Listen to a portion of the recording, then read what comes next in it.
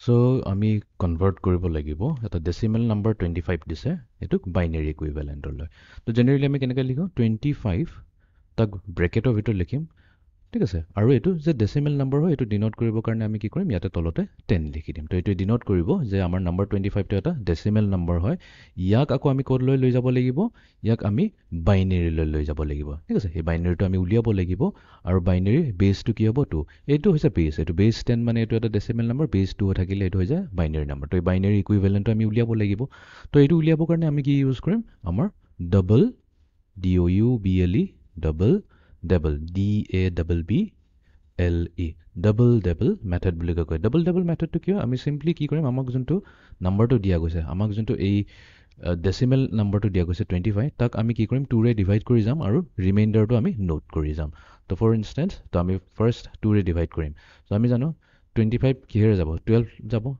2 12 যে 24 হয় বাট ৰিমাইণ্ডাৰ এটা থাকি যায় ৰিমাইণ্ডাৰ কিমান থাকি গ'ল 1 থাকি গ'ল আমি ৰিমাইণ্ডাৰটো এনেকৈ নোট কৰি ল'ম ঠিক আছে নেক্সট এবাৰ 12ক আকৌ 2ৰে ডিভাইড কৰিম ঠিক আছে 2 টাইমছ 6 2 6 যে 12 হয় 2 টাইমছ 6 হৈছে 12 তো তাৰমানে ইয়াতেতো কোনো ৰিমাইণ্ডাৰ নাথাকিল তো সেইকাৰণে আমি ইয়াতে 0 নোট কৰি ল'ম নেক্সট আমি 6ক ডিভাইড কৰিম 2ৰে 2 3 যে 6 2 3 যে 6 ধুনীয়াকৈ ডিভাইড হৈ আছে কোনো ৰিমাইণ্ডাৰ নাথাকিল 0 হৈ গ'ল দেন আমি 3ক ডিভাইড কৰিম 2ৰে 2 1 যে 2 বাট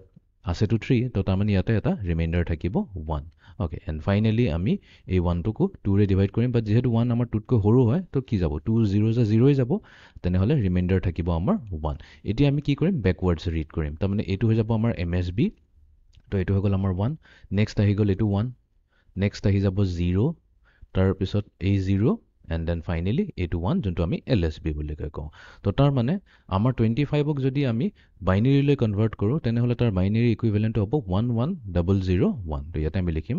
তো ইয়াতে আমি লিখি দিম 11001 তো এইটোৱে হৈছে 25ৰ বাইনেৰী ইকুইভেলেণ্ট